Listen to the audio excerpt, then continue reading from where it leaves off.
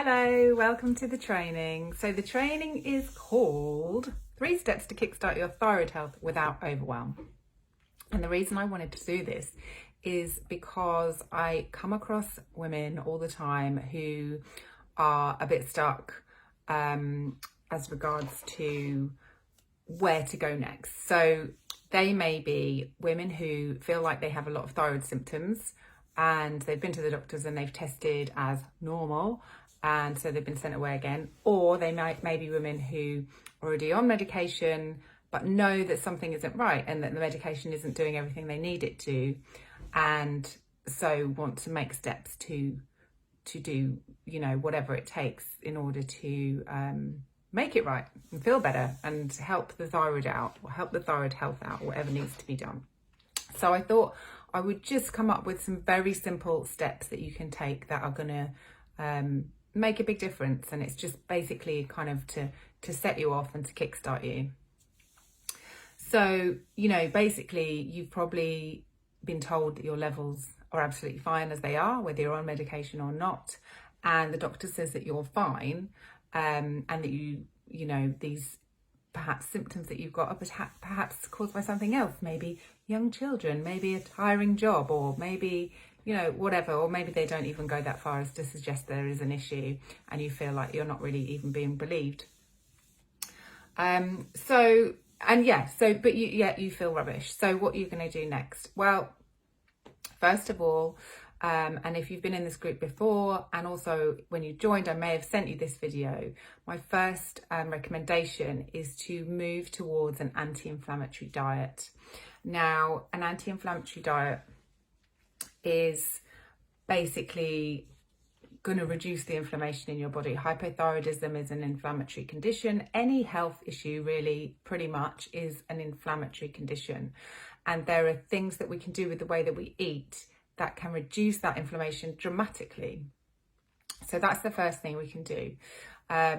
If you're watching this at Christmas time, then this is going to make it more difficult. Christmas time is full of inflammatory foods and drinks. However, any little thing that you can do that perhaps you didn't do last year is going to be helpful to your body. So what is an anti-inflammatory diet? Okay, so it's basically minimizing the inflammatory foods and maximizing the anti-inflammatory foods. Now I'm going to start positive with the anti-inflammatory foods.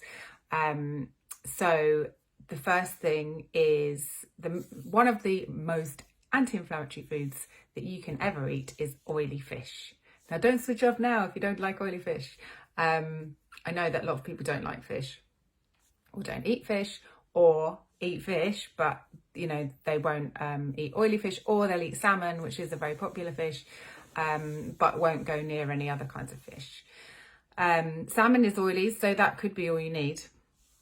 The other oily fish, so there's an acronym, SMASH, which tells you about all the fish. So salmon, mackerel, anchovies, sardines, and herring. Now herring includes kippers, if you're a fan of those. So one thing I would say about salmon, sadly, about the farmed salmon, is that they put so many salmon into these little pods where they farm the salmon that there's a high risk of disease, and so they pump them full of antibiotics, which is not good. So if you can and you like salmon, try and get wild salmon. It's quite easy to get now in supermarkets. Then when it comes to the others, sardines and mackerel, if you do like them, they are fine to eat out of tins and obviously cheaper. You can in the supermarkets now get fresh mackerel quite easily. So, and that's quite cheap as well and really easy to cook. You know, you can just fry it with some garlic and ginger, or as you wish. So yeah, oily fish is brilliant. Oh, anchovies are great, but they are very salty, so wouldn't have that as your main source of oily fish. However, all is not lost if you don't like oily fish. So the other things that are anti-inflammatory are nuts and seeds. So if you want the same fats that you're getting in the oily fish, which are the omega-3 fats, these are kind of, in today's Western diet, quite difficult to get hold of, and they are really anti-inflammatory. They you can get them in the oily fish. You can also get them in flaxseed and chia seed. But these, the flaxseed needs to be freshly milled for there to still be that amount of, a decent amount, or really any omega-3 fats in there. Also, you can get them in walnuts. Another good place is from grass-fed beef. Now, most beef that we buy in supermarkets is not grass-fed now, it's grain-fed. So that means that the cows, you know, usually inside and they're eating grain. If you can get pasture-raised cattle, beef, then you will be getting the cow gets the omega-3 from the grass, and then thus it's in the meat. So yeah, you can look at grass-fed meat or pasture-raised meat, they might call it. Then a massive area of food which are anti-inflammatory are vegetables and fruits. I say vegetables first because they in general you're probably gonna give you more of these anti-inflammatory compounds. But fruits are wonderful as well. If you can get a lot of different brightly coloured fruits and vegetables in your diet, then you're going to be getting lots of antioxidants, which in themselves are contribute to reducing inflammation. Then things like extra virgin olive oil is anti-inflammatory too. I would say, I'm going to get onto the inflammatory now. So inflammatory foods, in particular in the Western diet that are rife, are the oils. So extra virgin olive oil, and olive oil is anti-inflammatory, but seed oils and sunflower seed oil, vegetable oil, peanut oil, canola oil, these are all highly inflammatory, and basically refined oils and anything refined. So when we look at inflammatory foods, you look at processed foods. So anything that is processed, you know, considerably. I mean, you could say like a tin of mackerel is processed, but that's not really very processed at all. It's just been put in a tin with some oil. But yeah, anything that's heavily processed is going to be inflammatory. Sugar is quite inflammatory too. And so again, try and minimize that and try and go for natural sugars, fruit sugars.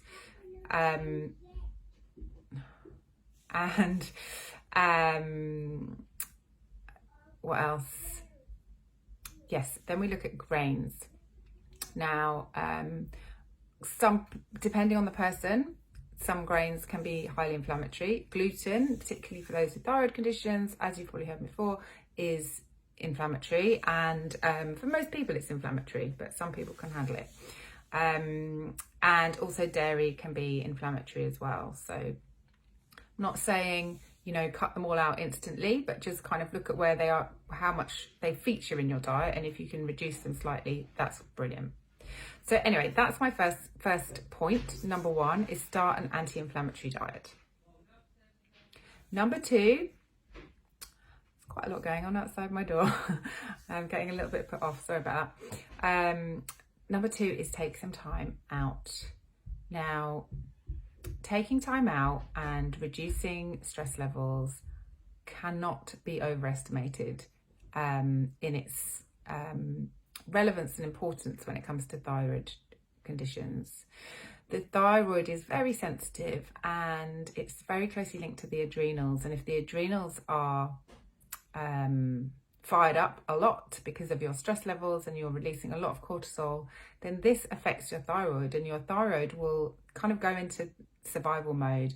And this means slowing everything down when if you've got hypothyroidism, it's already slow. So what we want to do is make sure it's okay if you have a stressful life, that's fine. But what you need to do is make sure you counteract that and have a lot of times in your life which are the complete opposite of that, which are calm, which are nourishing to your nervous system, where you can, and I'm not talking about going to a spa every week, although that would be nice, but just having little windows, little pockets of time in your day and in your week where things are calm. Don't thrive on, don't think that you're thriving on being on the go all the time and being someone who rushes about and constantly multitasking. that's fine if that you kind of enjoy that, but you must, as I say, counteract it with calm times. You can't be like that all the time, because your thyroid, your body will, and your nervous system will be fried. Basically, it's you will get to a breaking point. You will start doing damage at some point, because your body does not thrive on constant stress. It needs to be in both sides of the nervous system. So there's the sympathetic nervous system when we're stressed, and there's the parasympathetic nervous system when we are calm. And this is when your body functions properly. When you're in the fight or flight, our body is just ready to fight or flee. It's just in this alert state, ready to act, which is very important for our survival, but it's not important for our long-term health. It's not the right thing for our long-term health, because in the other mode, this is when our body can just do all the jobs it's supposed to do, and do all the healing, do all the repair, sort out immunity, so that it's not attacking things it shouldn't, and so that we can have strong immunity when we need to. Also digestion, simple things like digestion will happen properly when we're in the parasympathetic nervous system state. It won't happen properly when we're stressed. So taking some time out, whatever that looks like for you. So that could be meditating, and it could be going for a massage, and it could be going to a spa, and it could be all sorts of complicated things, or it could be just some deep breaths. And I'm going to do a deep breath practice with you now. So this is just very simple, and you can do this before you eat, or you can do this before you go to bed, or you can do it first thing in the morning. Or it's a good idea to try and find places where you're already doing something. You can just attach this on it, and you're more likely to remember to do it each day. So we're going to inhale for a count of 4, and we're going to exhale for a count of 7. Okay, so inhale, 1, 2, 3, 4. Exhale, just let it out. 2, 3, 4, 5, 6, 7. Inhale, 4. 2, 3, 4. Exhale.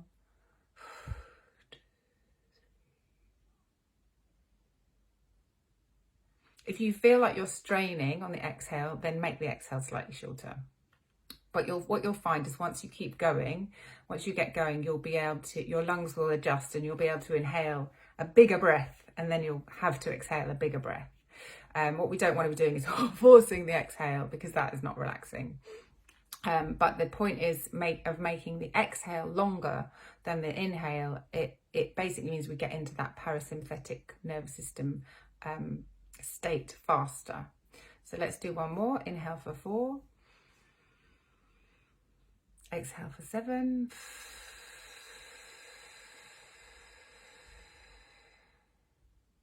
Inhale for 4. Exhale for 7.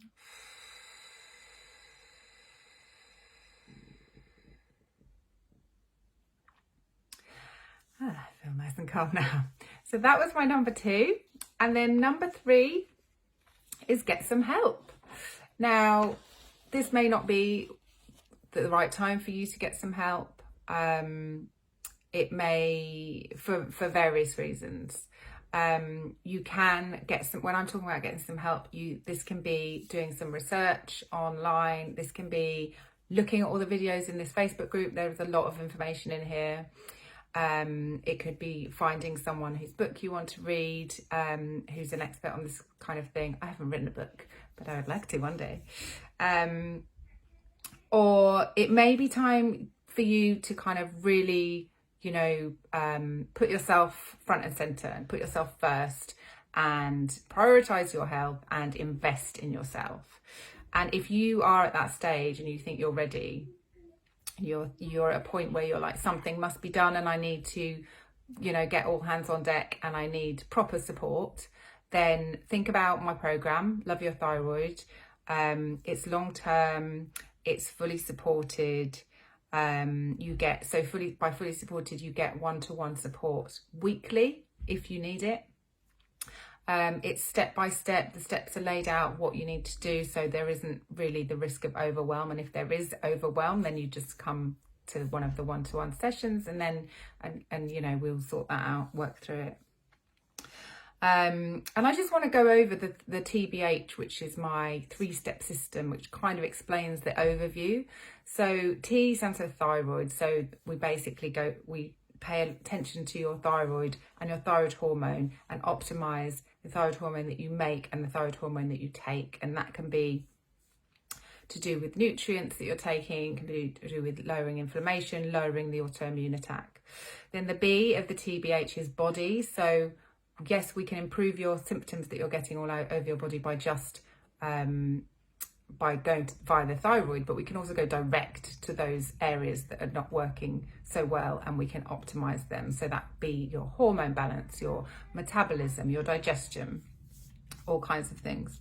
And then the H of the TBH is habits, which is vital. So for the things that I've been talking about, for the changes we need to make for those things to happen, the habits is what's going to make those things happen, and what's going to make them continue to happen. And you know, we have a whole module on mindset and behavior, and I'm very much like to see people regularly so that we can instill those habits daily, weekly. And so once something becomes a habit, it means that it's easy, because you naturally do it as part of your life. And then, yes, so that's basically the overview. And the one other thing I wanted to say is that there's a community, there's a Facebook group, there's a community of women who are all lovely and are going through similar things to you. So that is an added bonus. You know, you can help each other out. And you know that something that they're asking a question about is likely to be something that you're going to be interested in too, and you'll find helpful. So I am kicking off next year with spaces on the programme. So if that's something that you want to find out more about, then I do calls where we just work through whether it's going to be right for you in all areas. So if that's something you want to do, I'm going to put a link in the comments, and you can book a call for January. So that's it. I hope you found that useful. My 3 steps. I know it's hard if you are watching this at Christmas to make you know, big changes, but you can do little things. You can start thinking about it for the new year. Obviously the new year is a fantastic time for people to make changes. People really, you know, harness that new year energy and can kind of get motivated. So thanks for watching. Any comments or questions, please do put them in the comments below.